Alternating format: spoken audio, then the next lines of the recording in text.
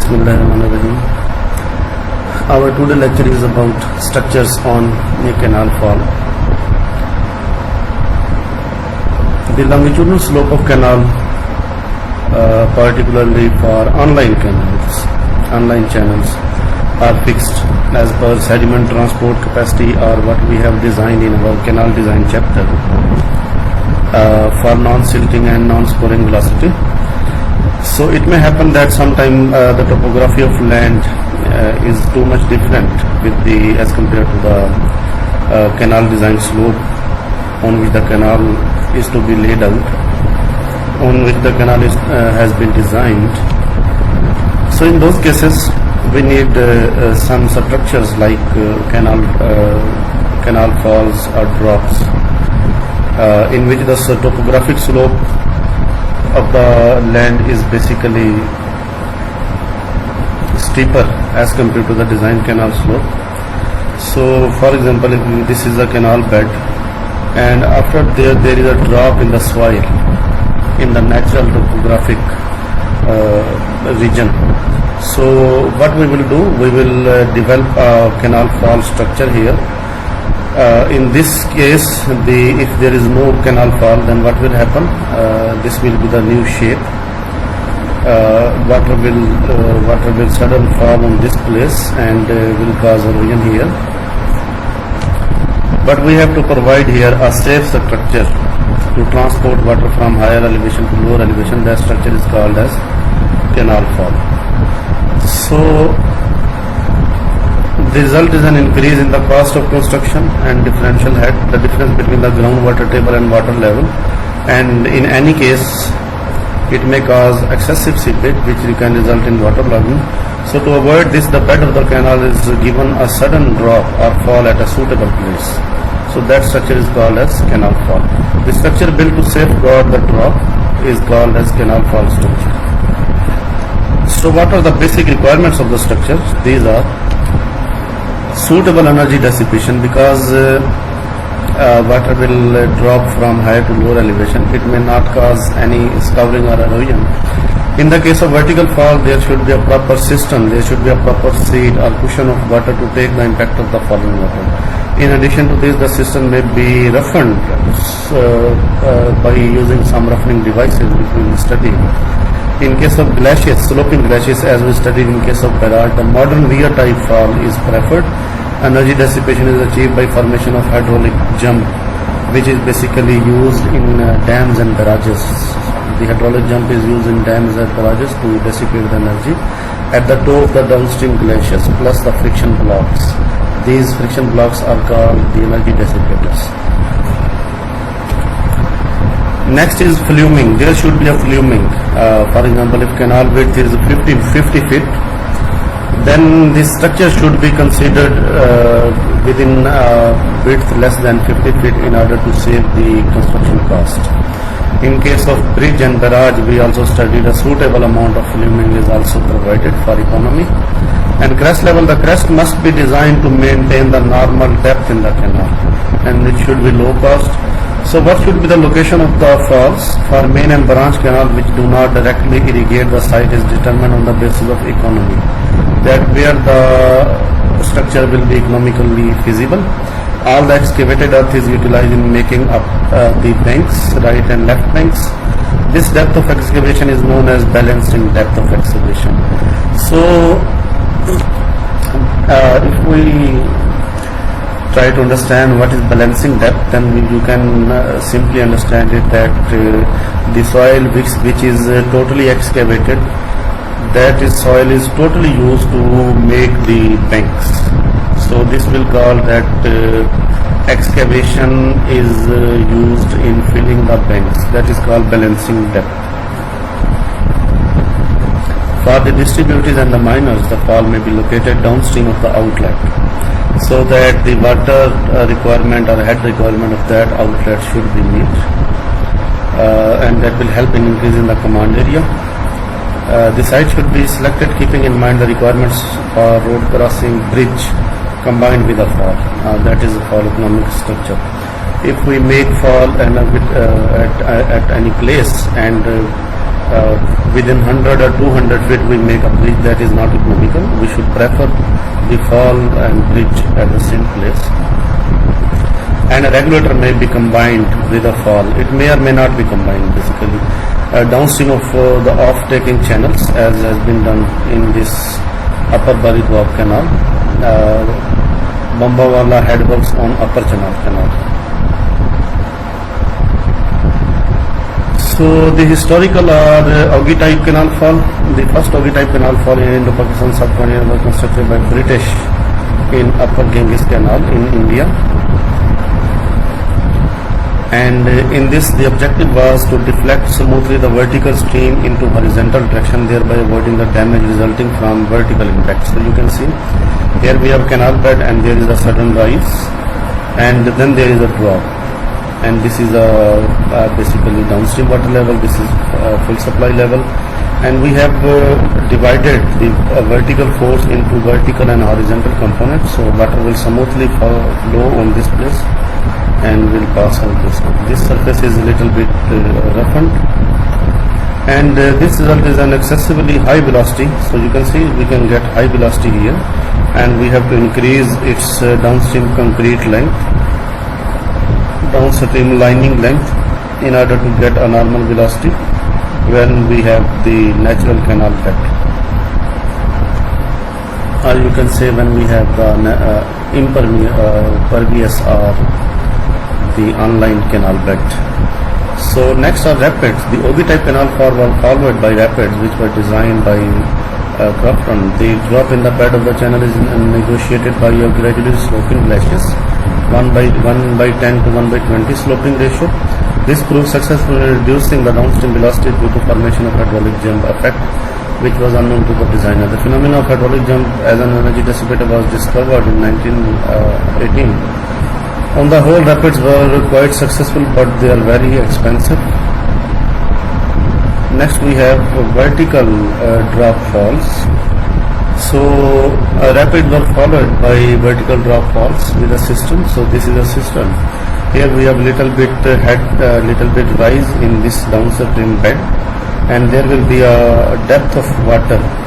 And here we have a cistern, we have roughened surface here, and vertical water will fall on the water present in this system, and that will the water present in the system will help out to receive the impact of falling water, and it will not cause excessive erosion here.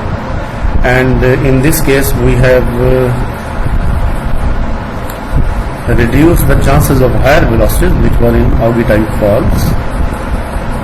So these falls were later provided with a grid made of timber. Timber grid were provided or used as rail or steel channels placed horizontally or inclined to take the first impact and destroy the energy of falling water. Then we have the trapezoidal notch fall. The trapezoidal notch fall was designed by Reed and held sway for quite some time before becoming obsolete. Its crest consisted of a high crest wall with one or more trapezoidal notches. There were one or more trapezoidal weirs on this crest in order to measure the flow along with this structure. And the main advantage was a constant depth discharge relationship. That what is the depth in the channel and what will be the discharge, depth over the weir and what will be the discharge, and maintain upstream by the notch. Thus a notch can be designed to maintain the normal depth of water at two discharges, and intermediate values remain almost undisturbed. There are modern falls. After the First World War, quite a few falls of the vertical drop type without filming and sloping glaciers fall with filming were developed and still in use. Example are Sarda type fall and Mishpaq design. So this is vertical drop fall which we studied here, and this is vertical drop fall with inclined grid here. We have inclined grid here, and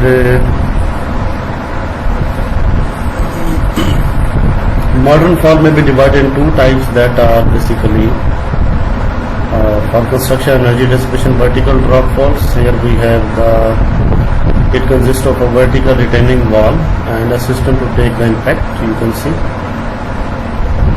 it is similar to this design, but this is horizontal grid and that is that include this incline grid here, and system to take the impact of falling jet and friction blocks. There are also friction blocks to destroy the remaining energy, which we'll study here. We have trapezoidal notch fall here with vertical drop. You can see this is the water level in the notch in the weir, and this is the depth of water, and you can see water flowing here. This is the side view and this is the cross sectional view. This is the view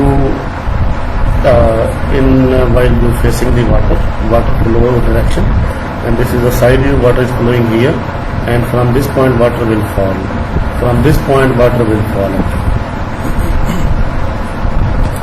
Next is sloping glaciers type. This type of fall are similar to modern weir and depend on the formation of hydraulic jump at the top of the glaciers to destroy the kinetic energy, movement of energy due to moving water. So the vertical drop falls with system. You can see this is a simple vertical drop fall. The system element is that portion of downstream floor which is depressed below the normal bed. You can see this is depressed below the normal bed. This is the normal bed and this is depressed in order to contain water when there is no flow. Even there is no flow in the water, very less flow in this channel. So there exists no rational basis for fixing the length and depth. This is length and this is depth. There is no fixed relationship. You can see this distance is depth is x and length is basically IC. So there are some formulas based on some scientists that IC is equal to 3x into HL into E. So IC is system length, this is length, x is the depth, and x is also equal to 1 by 6 into IC, and x depth below the bed level. This is the depth x. And similarly other formulas, x with respect to head loss and depth of water. And so there is another design which is Mushtaq design. So in conventional glaciers type flume fall, the jet with supercritical velocity usually plunges into the subcritical flow at a section where flume width is minimum, throat section. This causes flow separation from supercritical, subcritical, and subcritical to supercritical, as along with the deceleration of the flow expansion. It starts taking place, causing areas of negative velocity on the sides, thereby filling rollers and side erosion. So there are some considerations, analysis of boundary layer separation. As long as the acceleration flow continues, separation of flow from the boundary is not likely to occur. A deceleration of the flow is accompanied by an adverse pressure gradient. A change in pressure gradient affects boundary layer separation, causing a reversal of velocity. So we will focus in this chapter on this type of canal, this type of fall, and we will design this one with respect to some examples, or we will use some numerical. So this is Sada type fall, unflumed. This fall was first substitute for the trapezoidal notch fall on the Sada canal system in Uttar Pradesh, India. So on this system, a large number of small falls were provided to avoid deep excavation, as it would have cut through the clay layer. So they are provided with a number of small falls and reached the sandy bed, causing excessive seepage. So in order to reduce the seepage, they provided a number of falls instead of providing one fall, because with the passage of longitudinal distance, the topographic slope is also steeper and canal slope is also lower. So instead of making one high or steeper drop at upstream, you can divide one fall and after some kilometer another fall. So in this way you can do. Next is its design about what is crest, the length. Since it is not flume, the length of the crest for the main canal is kept equal to the bed width of the canal. And for distributors keeping in view possible future expansion and increase in discharge capacity, the crest length may be kept as bed width plus depth of water on upstream. Because in order to increase, if some of the land which is not culturable, if we perform some bulldozer operation, then if that land is under some distributary, so the discharge of distributary must be increased if those land are now cultivable. Next is shape for channel carrying discharge for more than 500 cubic, the B and D, these are the relation. So for channel carrying a discharge less than 500 cubic, then bed width and depth, it should be related like this way. H is depth of water and D is the height of crest above the downstream bed. And small d is height of crest above the downstream bed, and G is specific gravity. Next is height above upstream bed. That what is height at upstream bed? This should be such as to maintain a constant level on the upstream. If we provide no height, here, then all the water will fall here. We will be unable to maintain a depth here.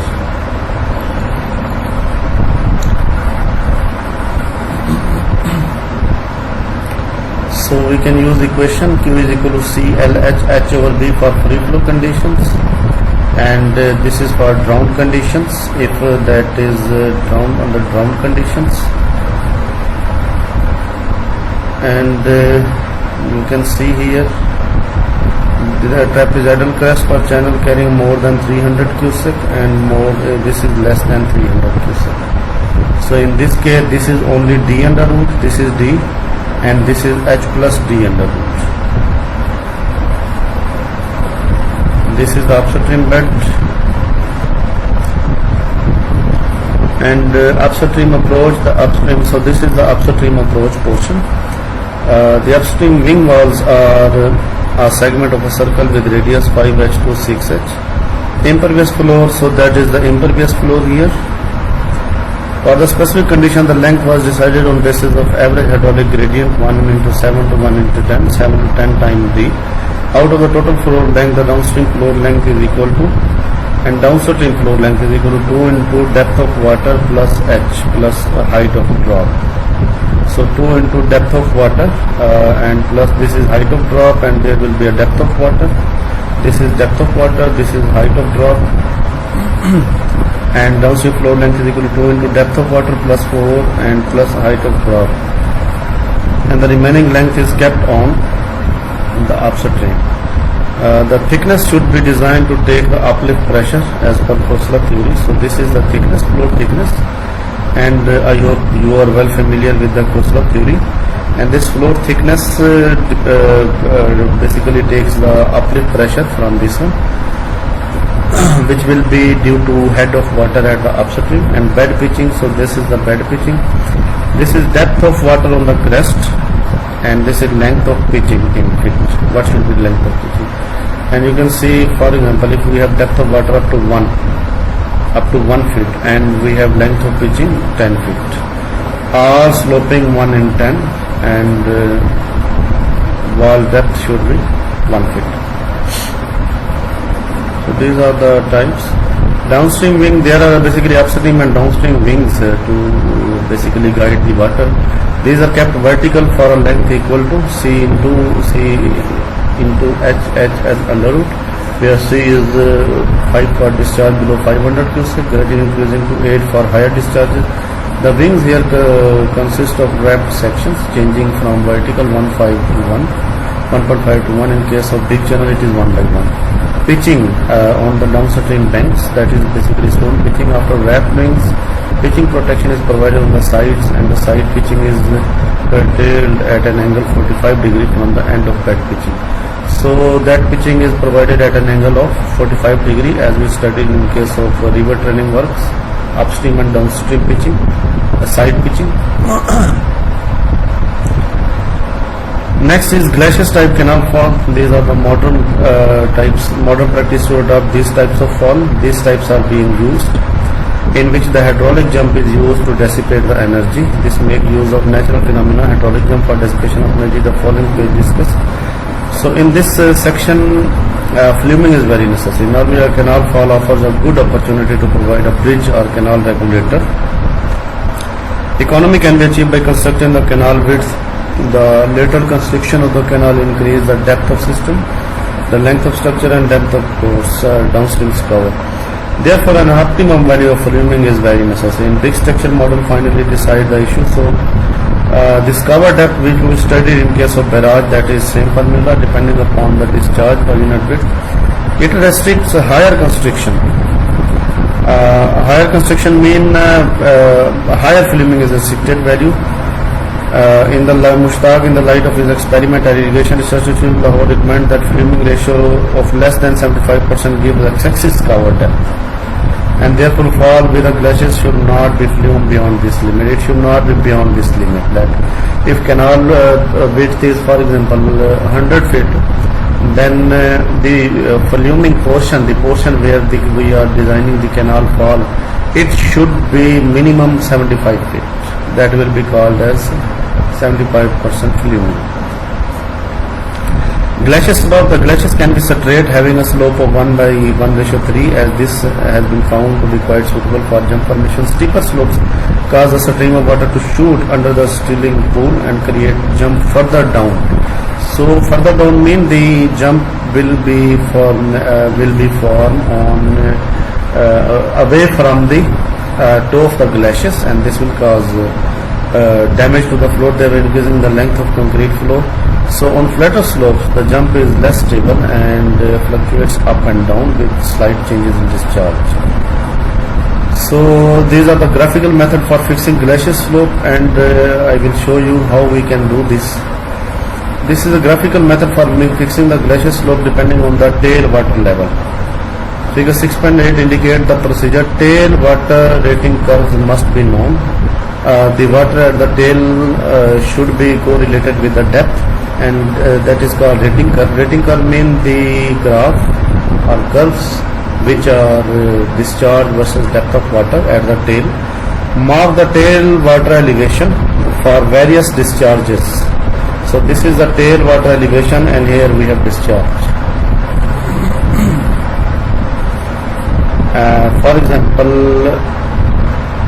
this is 1 point. This is tail water elevation, and this is Q2, and this is this one. And then on all these points we have to basically draw this line, and we have to mark the tail water elevation for various discharges. Intensity Q along the y-axis. Calculate downstream conjugate depth y2 for respective values of Q. So we have to calculate these conjugate depths y2, and for all these this y2 is for Q maximum. And then assuming the length of the jump as 4/2, mark the length of the jump along the respective tail water elevation, draw the arcs. So we have to mark these depths. So these are the points for discharge. For example, this one, this point, this point, this point, this point, and we have to calculate conjugate depth, and we have to mark this one, and we have to draw these curves, and finally we have to join these curves tangentially. And how we have to draw these curves? This should be the center. This should be the center. If you draw a circle here, it will be a circle of radius y2. This one here we will have circle, and if we draw here, then we will have a circle here like this one, and here we will have circle like this one, or here we will have circle like this one. When you have to draw all these circles, then you have to join them this tangentially. So you should have point for Q and elevation, this point, this point, this point, and this point. Then you have to calculate the y2, y2 dash, y2 double dash, and y2 triple dash, and then you have to draw their radius. Instead of drawing the whole circle, this will be enough, because we have to join this line tangentially to all these curves. A line tangential to all these curves will give the glacier slope. This will be the final glacier slope. So the roughening devices for stilling basin appurtenances. The appurtenances we mentioned here are the same for vertical drop falls and glacier style falls described in above section. The only difference being that in vertical drop fall they are normally arranged outside our system. There is a system which we studied. Whereas in glaciers type, water flows on the downstream glaciers and we need some energy dissipator devices there. So these appurtenances such as baffle wall, chute blocks, friction blocks and sills improve the performance of these stilling basins. For example, we have baffle wall and chute blocks. This is the crest level and this is the upstream bed, and here we have glaciers type fall. We have downstream sloping glaciers. This is called glaciers type fall, and this is downstream bed, and here we have baffle wall. You can see this is the baffle wall, which is little bit lifted, and there will be a ponding of water on the upstream side due to this height. So that is work of basically baffle wall to deflect the water basically. And now here we have some type of deflectors, baffle / deflector wall. And here we have ribbed pitching. We have pitch blocks on the slope. If there is slope, water is flowing in this direction, then we have ribbed pitching.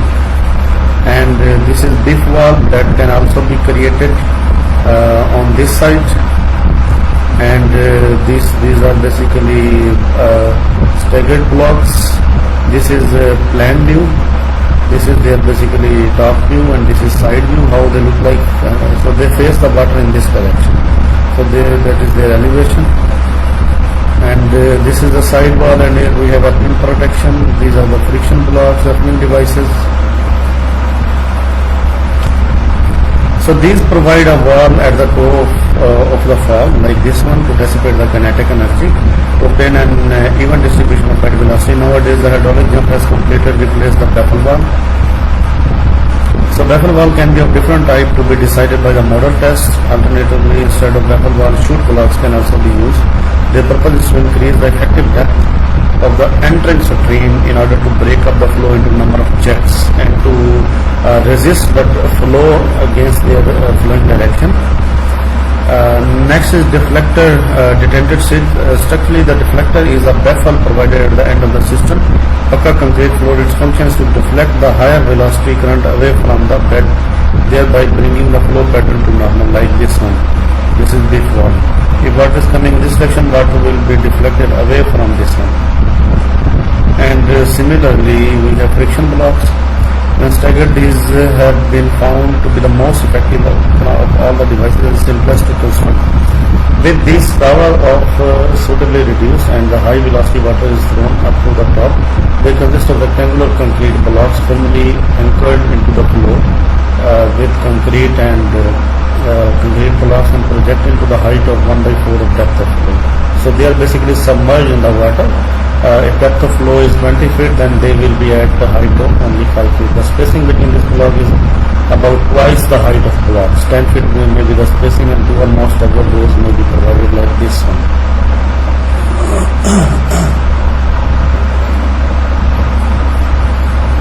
Like this one. 1 row, 2nd row, 3rd row and 4th row. So this is the numerical of Monte type canal fall. So I will discuss this numerical, and you have to do the subsurface consideration by yourself, like this one. This is the Kusla theory. You can see the uplift pressure is being discussed here.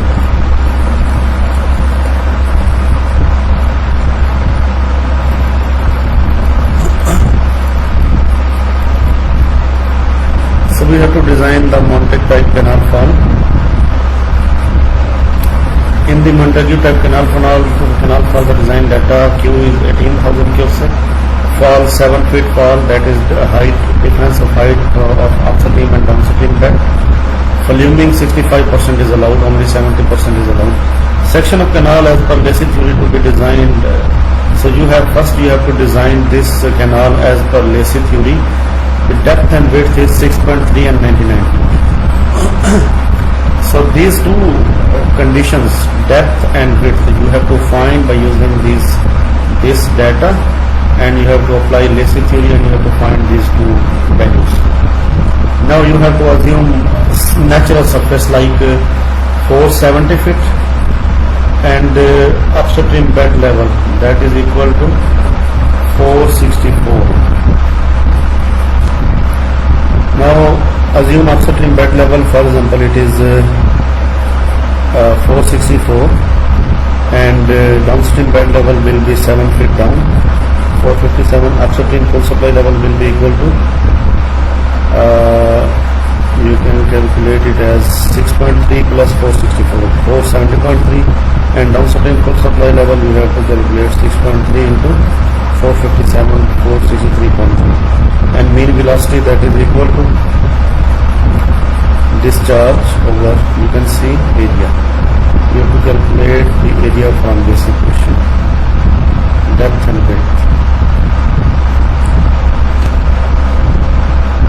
So that is the side slope basically, and you have to use this side slope, and you have to apply all the equation. And voluming, so due to voluming there will be increase in velocity, and increase in velocity will cause increase in head. So that has is equal to v square over 2g. V is the velocity over 2g, that is equal to 0.121. So full supply depth, that is equal to 6.4. So you have to add 6.3 with 0.121, you will get 6.421, and head loss is equal to 7 feet. If we study this one, the difference, and E2 is equal to 6.421, which is here. So Q is equal to, you have to calculate small q, and that is equal to capital Q from Blanch curve. So you have to use the Blanch curve in order to calculate Q, which we discuss in garage design. Q is equal to 25 cubic per feet, and then BT, the width at the throat section, that is equal to 1800 over 25, is equal to 72 feet. And what was the actual feet? That was 99 feet, and now we get it as 72 feet. So in this numerical, discharge is not 18,000, that is 1800. So here that is 1800, you have to put 1800 here. And this one is also now BT. If from Blanch curve Q is 25 cubic per feet, then 1800 or 1800 cubic. 1800 divided by 25 will be equal to that. In 1 feet 25 cubic pass out, and from how many feet 1800 cubic will pass, so it will be 72 feet. So voluming 72 over 99 is equal to 72.7%. The given was 65%, so that design is suitable. The voluming should not be less than 65%, should not be the standard which is given. So the calculated voluming of 72.7% is retained on the ground of not disturbing the upstream water level. The measure is adopted not to upset the discharge capacities of the outlet which are working there. So what is crest? So for crest calculation in one of our, I think in Blanch curve or conjugate depth method, we studied this equation, that what should be the critical depth, the depth where the fluid number is equal to 1. It will be on the glaciers at any point, that is equal to Q square over G raised to power 1 by 3, that is 2.69 feet, that is critical depth, and E1 minimum, that is equal to, that is 3 by 2 of DC, that is E1 minimum, 4.03 feet.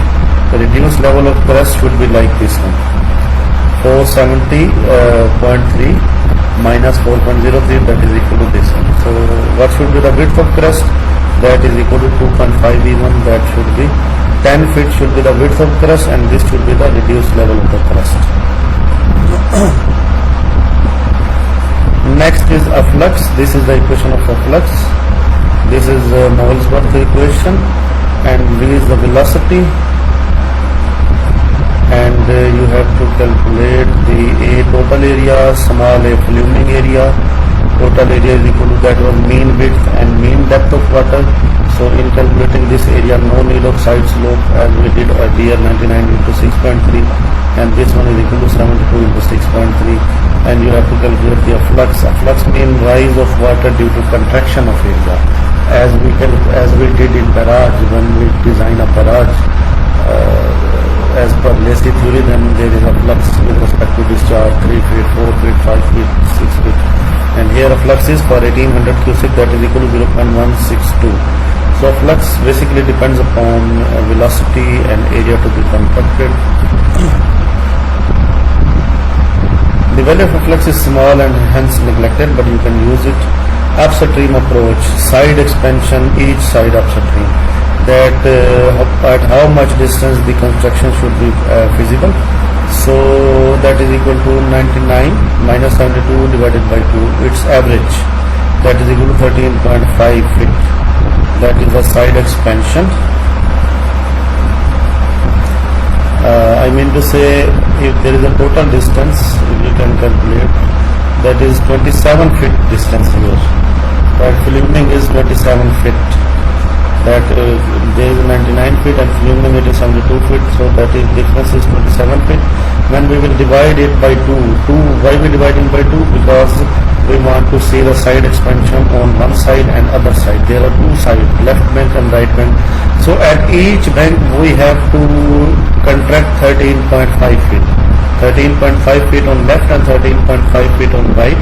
Then we will get 72 feet filming. Then what should be its expansion length? That at how much distance the the channel width from 99 to 72. That at how much distance the 72 feet filming should be made at a distance from 99 feet. For example, if a canal is coming in this direction, at this point, if at this point, at this line, it is 99 feet, then at how much distance it should be 72 feet? It should be at its full filming, that is equal to 2 into this one. That means what is the filming expansion, filming contraction on one side, then, sorry, this is expansion. If we are facing the upstream side, then at how much distance it's covered? 13.5 into 2, so that is 27 feet. So its difference can be used as expansion length, because with 2 into 1 supply. Then system depth 1 by 2 into 80 P2, that is equal to 3.21 feet. Reduced level of system depth, that is equal to that is depth. We have to subtract the depth from here. 457 minus 3.21. So you can see that is equal to 453. Let me show you. So this was downstream bed level 457. So let me show you from here. If we are facing the system, then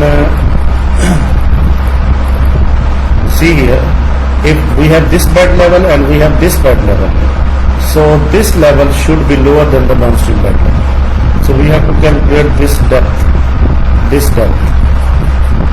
So and this crest level should be higher than the upstream bed level.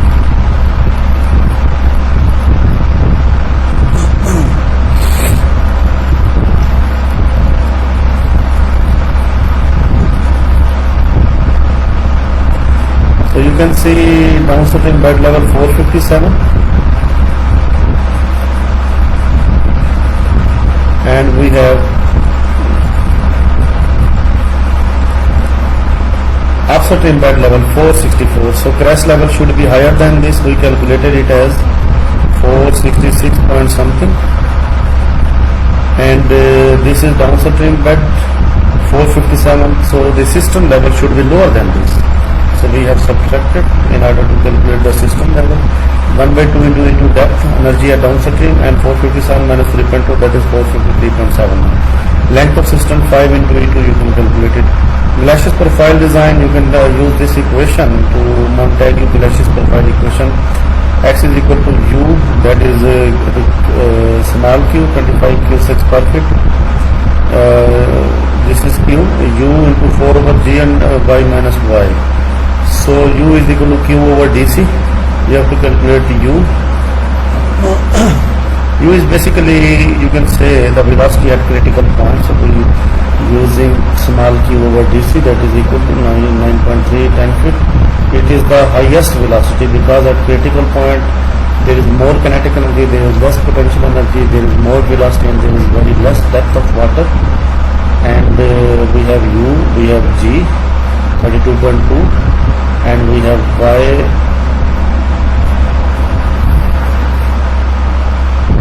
X in term of Y. Now we have X in term of Y. And reduced level of crest, we have this one. Reduced level of system, we have difference 12.4 feet. So glacier profile calculation, now we have numbers. We have Y values, we have Y under root, and we have this value. If we are assuming Y, then we can calculate this value and we can calculate this value. So X is equal to 24.92 feet. And you have to calculate X at a difference of 12.48. So that is Y. Well, at 12.48 we have Y, we have all other values, we have 34.92 feet. So length of system is equal to 24.92 feet. And this is now crest, this is cistern, its length is 24 point something, this is downstream water level, and this is full supply, and this was X and Y. So basically this was Y, which we use with the level from cistern to this one. Cistern was at 453 point something and crest was 466 point something, like this one. And for 12.48 this was Y, and we have calculated the value of X. So if we are taking the crest level from this point, then X and Y will be shifted at this point. If we are taking Y from this point, then length of system will be, and departure, downstream departure on each side, that is equal to 1/2. Departure mean now there will be filming will be again, we can remove the filming. We have to again to make the channel width from 72 up to 99 feet. Then departure on each side, that is again this one, and now we have to give the supply 3:1. On the upstream the supply was 2:1, but on the downstream supply was 3:1. We have to multiply it with 3. So we give the downstream side the expansion on downstream, or we can say the divergence, that is equal to 3:1 at 40 feet.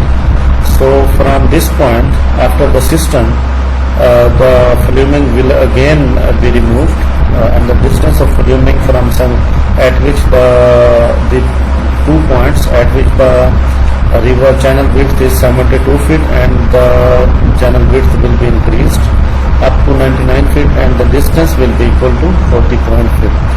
Now this is exit gradient, now this is downstream, this is subsurface flow concentration, Koestler theory. I hope you are well familiar with the Koestler theory, which we studied in barrage design. So you have to apply this Koestler theory in order to see that the structure is safe from the uplift pressure, that if there is more head of water at the upstream side, there will be more seepage, there will be flow net below this concrete structure, and the uplift pressure will be there. And what should be the thickness, and what is the exit gradient, what is the partial, these are the pressure, and you have to do this by yourself.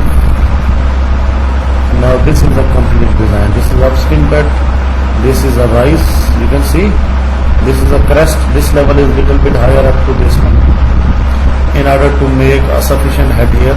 And now we have this one, and here we have system. From system this distance is 40 feet.